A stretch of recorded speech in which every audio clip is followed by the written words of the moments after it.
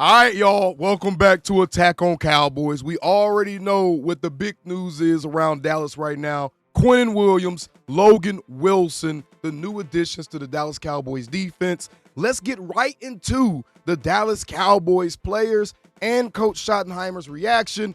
But first, a word from our sponsors. The Jet Lag Warriors YouTube channel are old friends. They're back again, and they're continuing their 18,000-mile cross-country road trip. The Jet Lag Warriors are a traveling family of Cowboys fans who are making it a point to go to every single stadium on the Cowboys schedule throughout the season, and they're going to be vlogging the whole experience so that way you guys can get a good idea as to the sights and sounds of opposing stadiums and the vibes and feelings and how they treat Cowboys fans who are fully decked out in gear. They'll be giving you their thoughts and opinions on the games as well as the stadiums, the quality of the stadiums, just the experience itself. And again, you guys can find all of that on their high-quality vlogs on the Jet Lag Warriors YouTube channel. Again, shout out to the Jet Lag Warriors for sponsoring today's video, and y'all be sure to go check them out and let them know that Attack on Cowboys sent you. How about them Cowboys?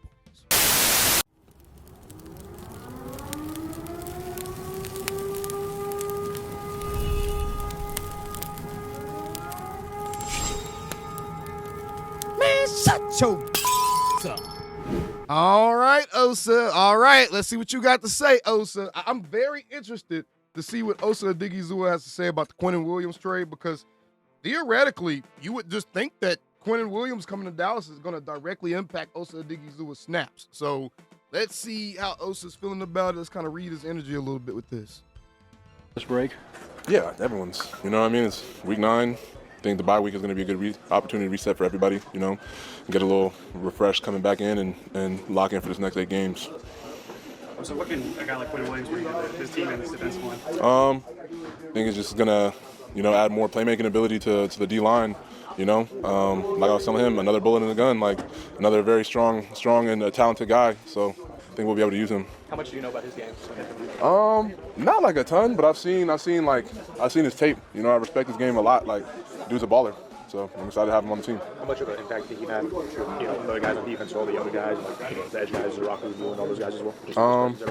I think it's good to just have another guy that knows how to do it, another dude that has a lot of experience to be able to talk. I don't know, man. Osa kind of downplay. Hey, Osa kind of, you know, I think Osa understands that Quinnen coming means that he's probably going to the bench. Unless they go to an odd front and they have Osa, Kenny, and Quinnen in the middle. And then they have their outside linebackers and then their 2 linebackers. Unless they go to an odd front, I don't know. And add to the room, you know. I feel like we have a lot of veteran presence in the D-line room, and just having more of that and some that at a position that I believe is very integral to the defense, and having a lot of veterans on that and just to be able to lead the charge of the team is going to be awesome. Coach Wycott talk about him at all? No, we just kind of heard today, so, you know, let us know that was what was happening, and, you know. What was your reaction? I'm excited. Like, another guy that's going to. I don't know, Osa.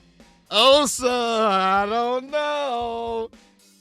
know. I'm reading a little bit of, oh, my snap's about to be affected. I don't know. Help us win, you know. Another guy's going to help us win. Oh, so he takes a lot of double teams and has success with them. Long question short, how does it help when a guy attracts so much double teams like he does potentially for you guys? I think it's going to be good. Just being able to free up everyone else, more one-on-ones, and when you get a one-on-one, you got to win them. I don't know, man. Osa don't seem that excited, bro. I ain't gonna lie to y'all. Osa does not seem that excited. For yourself this year? Definitely been getting double teamed a lot, but you know, just gotta be able to beat them. How do you think it works with the 3 of y'all, with Kenny, you, and him now? I think it adds a lot of strength to our group, including Solly. Solly's a dog as well, so having another guy like Quinnen is just gonna really strengthen up the inside of our defense. You guys went to a 5-down look. It's gonna strengthen up the inside. It's going to completely reinforce that defense. Quinnen Williams, he's very much so understating it. I want y'all to understand he's 27 years old. We have him 3 years. Quinnen Williams is 100% the type of player you can build an entire defense around. He's the Cowboys' new building block in the middle of that defense. Him, Demo, if Demo's healthy, those 2 is probably where your defensive building plans start, honestly. He kind of understating this, bro. The part of the game, do you think that's going to be more of what you guys do going forward? Hope so. Work well? I hope so. I like it. Yeah, what do you like about it?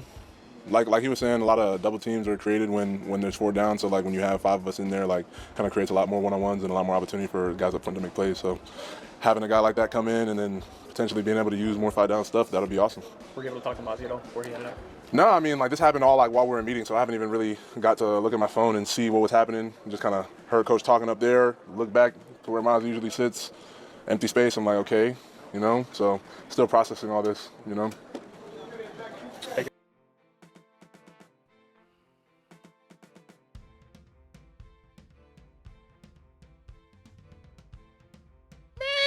Bossy, get the Talent like that, you're knocking on the door of returning. What do you think this defensive tackle room can do on the back half of the season to really improve? Man, I feel like everything that we have in front of us is still in front of us. Like, we still have a lot of things that we're capable of and a lot of things that we could be great at for sure. And with Quinnen coming, I feel like ain't gonna lie to y'all. Cowboys fans ain't trying to hear that. The only sense of excitement we have is from seeing these new players potentially make an impact on this team. And I tweeted something yesterday. I just want to kind of briefly say it real quick. Cowboys fans find themselves in somewhat of a win-win situation because if we win, cool. Everybody loves winning. No one will mind a playoff run. If we lose, guess what? We just added 2 core pieces to a defense that's going to be here multiple years. We get Demo back. We get Savon Revel back. And guess what you get to add to that because you keep losing? Your own draft pick, one of 2 first-rounders that you have this year, is going to end up probably being a top 10 pick, which means you will likely be able to add either the best corner or the best safety in the entire country to the defensive skeleton that you've already started to build. So there's a lot of win-win situations going on here. Also, if we keep losing, Matt Eberflus is likely going to be out of there because he's not going to have an excuse with more than 6 new starters coming and taking place on that defense. If we don't show improvement, Matt Eberflus is probably going to be gone 100%. If we don't show improvement on defense, Eberflus will be gone now due to all the help he's getting back in the next week. By the time the Raiders game comes around, we should have 4 or 5 new players on the field for the defense. So very, very win-win situation here. Cowboys fans, we have a lot to like about how the rest of the season could possibly play out one way or the other, even if we're losing. I know no one likes losing, but one way or the other, we actually have some positive outcomes to look forward to. That's all I'm saying, y'all. Just opening up, floodgates going to open up for sure. How much of it is it a benefit to have White Cotton that, there's already that familiarity just like you had that Quinnen will have coming in? Right. Oh, man, I feel like it's a huge blessing. You see White Cotton bringing all his dogs in, man, all his guys that he's familiar with, and it's just allowing all of us to be comfortable. We've all been with each other White Cotton for new DC. before, so you're going to see right away that Quinn is able to come in right away and learn the plays right away, if not able to come in and play right away because the plays are really the same as he's running right now.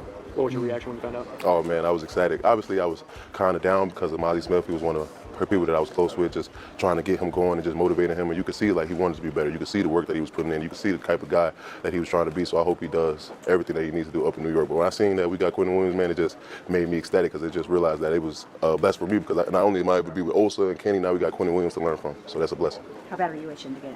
Oh, man, I'm itching. I've been itching, though, so. How are you feeling? I feel good. Yes, sir. Yeah, how close do you think after the bye? Yeah. I'm close. I've been close, though, so it's just all up to them at this point. So is this Oh, okay. So Perion's healthy. It's just he's just waiting to be activated. Perfect time. And God's time is always the best, so. Yeah, you guys went to more of a 5-down front this past game, obviously a little bit of a switch up from previous things. Right. From your perspective, what did you kind of see from that front? And I guess now that you're getting Quinnen Williams, what could that kind of add to that kind of front? Well, I can't tell you too much, but I like the front for sure. It definitely frees us up a lot. We're getting a lot of duo. Teams want to lean on us in the run game. And A five-man down front with Quinnen, Kenny, Osa. Then you got Ezzy on the other side, and then maybe Jadeveon Clowney or whoever, bruh. Ooh, it's going to be nasty. They have the makings of one of the nastiest D-lines in the league now.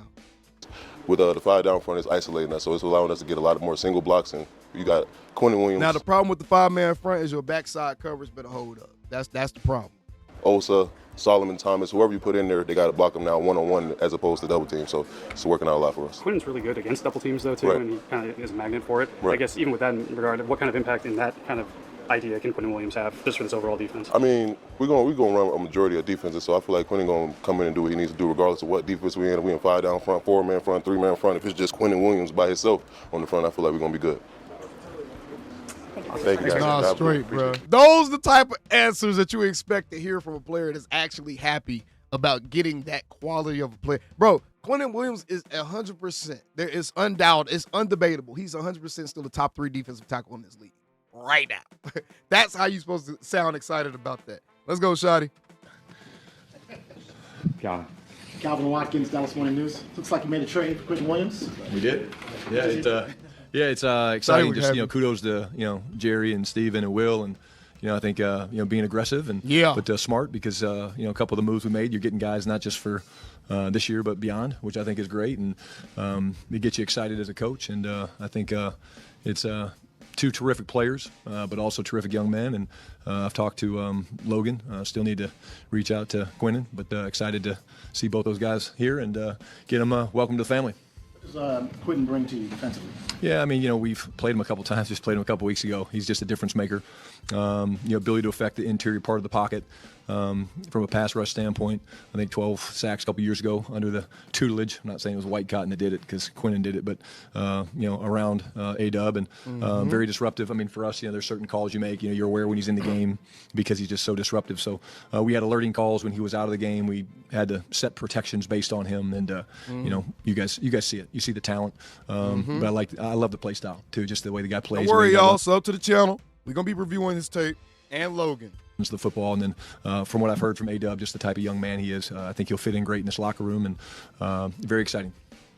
Clarence Hill, DLLS Cowboys from Order Operations. Was the Logan one that was done yesterday, that Jerry alluded to being done yesterday, that you said you knew about last night, and how did the Quinnen Williams trade come down today? Yeah, again, there's a lot of conversation. Yes, to the first question, but a lot of conversation today, and again, I knew that these things were going on. I wasn't sure how it was going to play out, but again, I think it speaks to ownership, Jerry, Steven, their commitment to building this thing the right way and getting the right type of guys, but also impact players, and a ton of communication with them today, also with Will, and just exciting day for us. But again, we've also got a lot of guys coming back from injuries as well, so it's not just something that it falls on these 2 guys. It's again getting some guys back from injury. Demo. Bro, we're about to have like 5 or 6 new starters against the Raiders on defense.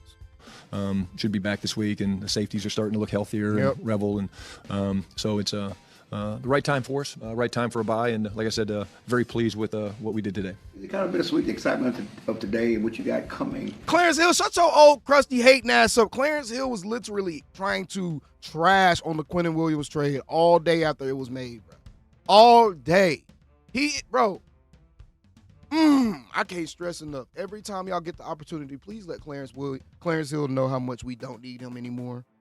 That you're coming off 2 straight losses, that it would be different. Things would look different if these guys were coming and you didn't have these 2 huge setbacks. No, again, I mean, the losses are the losses, and we watched the video with the guys today, but there's a lot to be learned. And looking at the game from last night again, I think a couple things jump out at me. Just our lack of success in situational football was real. I think we were 5 of 15 on third downs offensively. I think there was 9 or 10 of them, I think, that were 7 yards or more. And in the red zone, we had too many mental errors on offense, and they were 7 of 9 in the first half. But anytime they're separate, is I guess what I'm trying to say. Like, you do the video.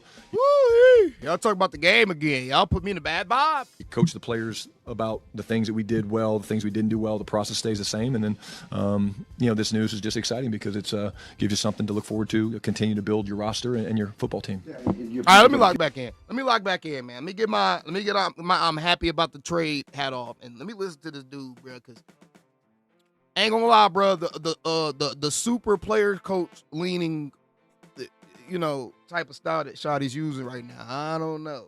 Future, but as far as this year's concerned, you're running out of room, so to speak, and those losses, kind of set you back in the process because there's no room for error. No question. Yeah, we've put ourselves in. We don't have room for error, and again, we're in a situation now where every game's critical. How many questions does Clarence Hill get? And we got to win games, and it starts by figuring some stuff out this week from a self-scout standpoint. That's where the focus is right now. The players are going to kind of reset, recharge, but we've got a week to figure out a lot of things, and also now how to use and acclimate these guys to the team. Brian Todd Archer with ESPN. How do you acclimate those guys and get them up to speed quick? Yeah, I mean, again, they'll both be coming through here for physicals, and we'll get them the things that they need. Some of the questions people be asking are dumb as hell. history in the attack front, type of family that we want to be. And but we'll. How do you get them acclimated to it? You tell them what the hell the team is about. You give them the playbook. You show them around the facilities. The fuck you mean, bro? We'll get them up to speed, and both guys I think should be fast learners and pick it up pretty quick. And you should expect to see them, make a fast transition. And then, how do you make it work with the 3 defensive tackles now? Yeah, well, again, I think you guys saw last night some of the things we were able to do from, the 5-down stuff that we played. I thought that was very good for us. The first down efficiency was one of our best of the year, and you can never have enough depth at the interior part of the defensive line. But, we'll roll those guys through. We'll stay fresh. But, again, I do think that you'll see us continue to use the 5-down front. We liked some of the things. I thought Osa played his best game of the year. Most disruptive game last night. I thought that was great to see. And yeah, because Osa ain't the type of dude that can consistently take on double teams and still be productive. He's not a Quinnen Williams, bro. He's not a Quinnen Williams. So, yeah, the 5-man front, I like that. I ain't gonna lie, I like that change for sure. 3-4, I'm flirting with 3-4. The other guy that I think really jumped out last night, Todd, was Jadeveon. I mean, someone asked me about it last night. I don't remember who, but watching the film, I mean, as disruptive a game as I've seen from any of our guys this year. Yeah. One more because you went out and got a linebacker and a defensive lineman. Does that speak to misevaluations along the way of what you thought you had at those positions? No, I don't think so. I think we're always looking. We're competing every day to build the best. Schotty. It was a misevaluation of what you got in Kenneth Murray and Jack Sanborn. It was. Roster that we can and, create competition. And, I think it's there's different reasons you make these moves. And certainly we need to play better. Quit lying to us. On defense, on offense. And so we're trying to do that. John Schotty with The Athletic. How did you find us, bro? Don't say that. Bro, it 100% was a misevaluation of the linebackers. Everyone thought the linebacker room was probably going to be one of the best linebacker rooms we've had in a very long time, and they all were disappointing. Shamar James ends up being our most promising linebacker, and nobody thought he was going to be playing. It was a misevaluation, bro. It's okay to say that. It's okay to say, yeah, we thought we need to get stronger in the middle of our defense. Credit to those guys in there for working their tails off, or whatever you want to say. But we did need to get stronger right there. It's okay to be honest. Like, your inability to be critical of anybody, even in the right way, is starting to get a little old. Out about the Quinnen Williams trade? Were you just in your office? Did you get a call? And what was your reaction? Yeah, well, I knew that it was obviously excitement. Very, very excited. Again, just like I said, having game plan and had to play the guy a couple weeks ago, and knowing how disruptive he is. But no, I was in a meeting and got called out by Will, and it was great news and very exciting. And then with Wilson, how does he fit with DeMarvion Overshown? Like, how do their games, and they work together? How do you envision that? Yeah, absolutely. And again, I'd be remiss if I didn't say that I thought K9 played his best game of the year. Yeah. Having Wilson out there allows DeMarvion Overshown to play downhill more often. It allows you not to need to use DeMarvion Overshown out in space and pass coverage and stuff as much, because Logan Wilson is very good. He's one of the better linebackers in the league at that. So DeMarvion Overshown now will be able to pin his ears back more, get after the quarterback, kind of use him almost like a Micah type of style. Yesterday we talked about K9 seeing less and reading his keys better, and I thought he did that yesterday. And Demo's more of a will linebacker, and K9's been playing Mike for us, and Logan's a Mike, and again we'll let those guys kind of compete and see how it goes. And ain't no letting them compete. It ain't no letting them compete. You just traded for Logan Wilson, Schotty. It's Logan's job, Schotty. Don't start with that compete crap, Schotty. When you let Reddy Stewart and Traquez Bridges and them boys jump over other dudes that was on the roster waiting already. Don't miss me with that. It's Logan Wilson and Demo. Again, that's the good news, is that you're building depth, and you're building. We've gotten Shamar a lot of reps, and Maris didn't play as much yesterday, and that's more because of the 5-down stuff. But again, creating competition is a good thing. Nick Harris, 4-Star Telegram. Jerry was talking on the radio this morning about how there's a natural urgency for him to win because of his age right now. How have you seen that manifest throughout the course of this year that you've been head coach with the big move deal made, and then obviously today as well? Well, he's always been, someone that was willing to make moves and make a trade and do things like that. I do think that he laughs about it, in terms of his age. And we actually just had a meeting where we were talking about the game and reviewing the game, and he brought it up. So I know it's something. But again, there's urgency for all of us, and it's because of the position that we're in. We've put ourselves in this spot where we're 3-5-1, and we don't have a lot of room for error, and we know that. And again, I think that sets a very clear marker of we know what we have to do. We're not going to look too far ahead. We're going to look at, like I said, this week and getting back to the self-scout and all that stuff and answer a bunch of questions from scheme-wise and coaching things and personnel moves. And, then all focus will be on to Vegas. And you guys got Sullivan Thomas in free agency, you have Brian Perry and Winfrey, now Quinnen Williams. What kind of input has Aaron Wycott been able to provide as far as guys that he's coached in the past, and how did he provide input in this instance? Well, he's a great seller. He definitely, if you ask him about a player that he's coached, you better get comfortable because he's going to spend a lot of time selling. But he's very passionate about it, and again, he's 3 for 3. So he's just got a great feel for it. He understands the attack front, and I think he understands people as well. And all the guys he's brought here and been a part of bringing here, I think fit in exactly how we want them to, from the locker room culture to the way they play and the way they practice.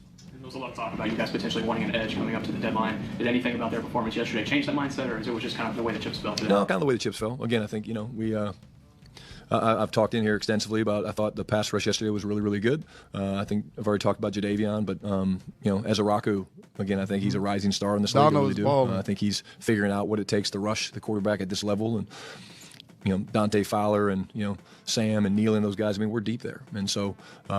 That's why the 5 down fronts make sense for us. And, again, it was a good start yesterday in terms of how we affected the quarterback. Yeah. Tommy Arch, Cowboys.com. With the 5-man fronts, if you go more that direction now with Quinnen, what can that do to take some heat off of the secondary? Yeah, well, it should hopefully allow less time for the quarterback to stand back there and see what's going on. What it does is it creates Tommy one-on-ones. There's no way to slide. If you're in 4 down front, we can send the center one way or the other. So if we want to take care of Clarence, we slide the center that way. More than likely, we'd slide to Todd because he's a better athlete. When you have 5 guys out there, you can't send the center anywhere. So your help has to come from somewhere, and usually you use a back. And so when you use a back, then that limits how much you can free release the back. And so it creates a ton of problems, quite honestly.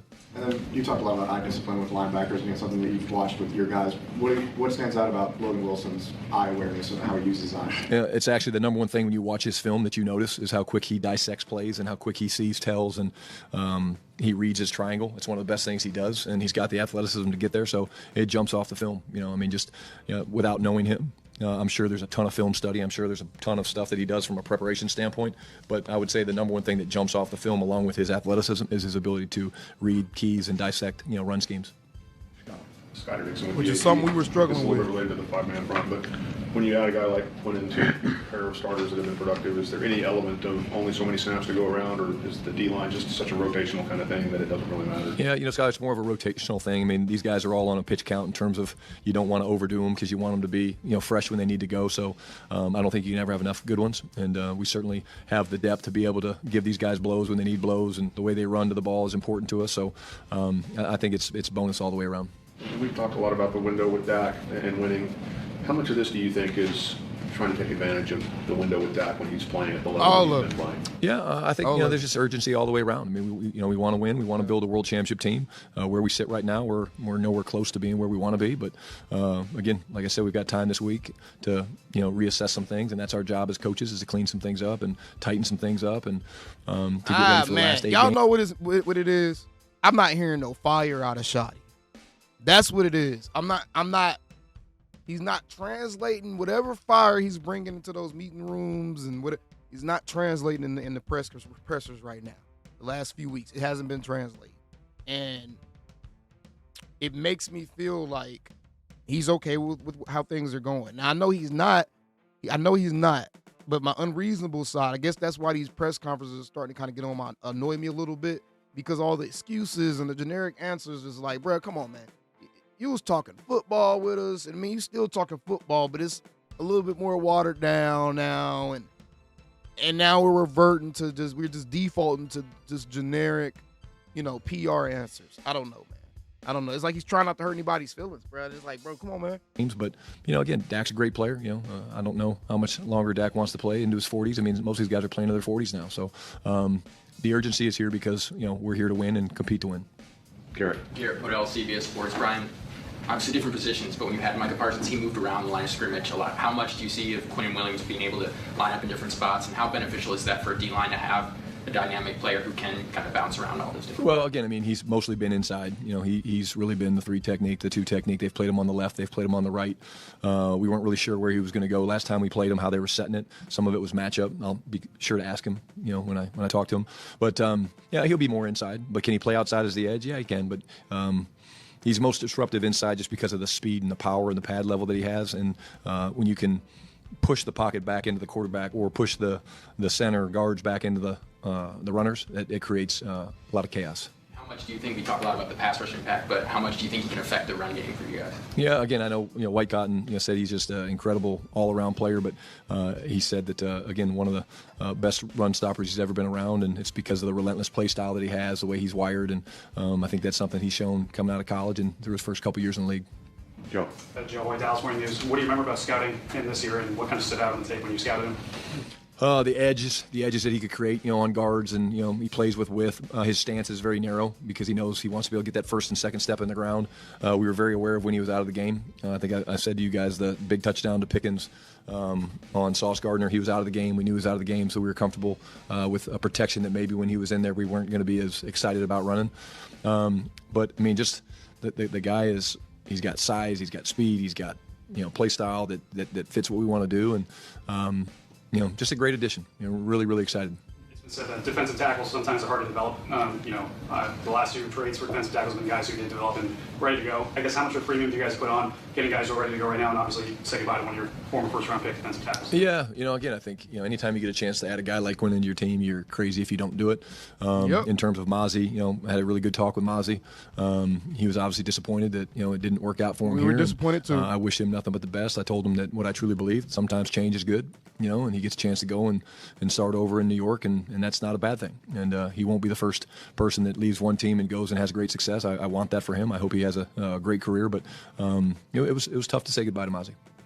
Tom.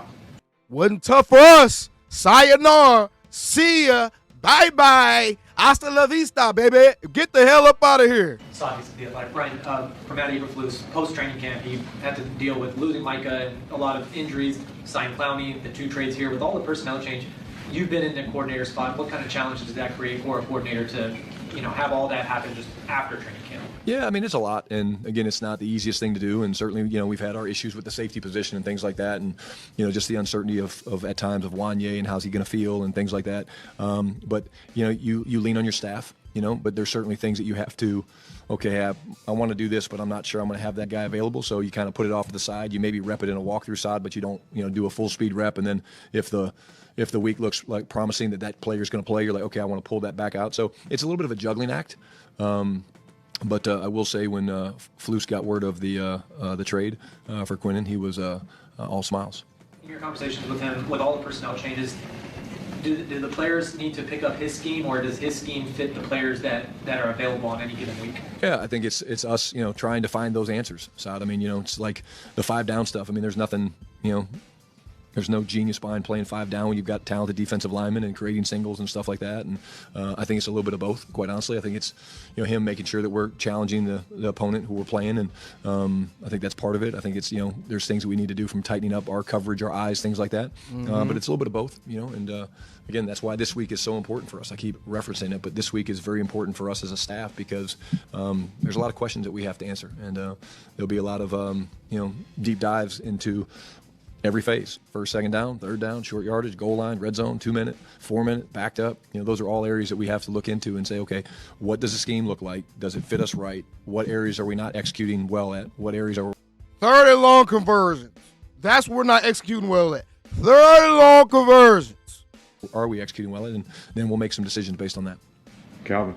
You traded for Wilson, who got benched in Cincinnati. And I don't know how much tape you were able to see of him before the... I can't wait to tear up that dumbass narrative. Logan Wilson got benched in Cincinnati. Hey, man, Cincinnati was just in a very public, very testy contract dispute with the best defensive player on their team.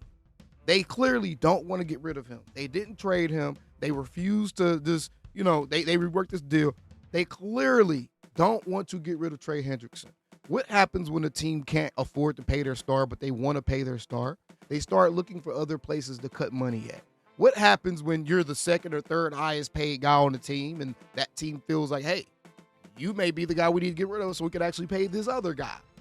You get benched so that they can start working in other guys. That's what happens, bro. This is NFL politics. It happens all the time. I'm going to go into a deep dive on that because some of y'all are dumbasses.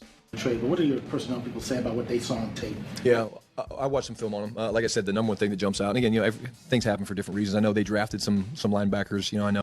I just said it. They knew they needed to pay Trey. They know they can't pay Trey and still have multiple guys on defense. With the guys that play on offense, they can't pay Trey and still have a couple guys on defense that are actually making on second contract money. They can't. They have to go pay Trey and have a bunch of rookies out there around him. But again, I think when you watch the film of Logan, you talk about a guy that's had 4, I think, 100-plus tackle seasons, and we played him a couple years ago, and what jumped off the film was the athleticism, the ability to dissect things. He's excellent in coverage, from both zone and man. Yep. But what I saw that really jumped off the film was how quick he was to dissect what was getting ready to happen, and then he shows up fast at the ball. Bland played in one of his better games. Just why do you think that was last night? The cornerback position's hard, and I think, he played amazing the week before. I think it's part of playing corner in this league, and, he's not a guy we worry about. I thought he had a tackle. Did you just say DaRon Bland played amazing against the Broncos?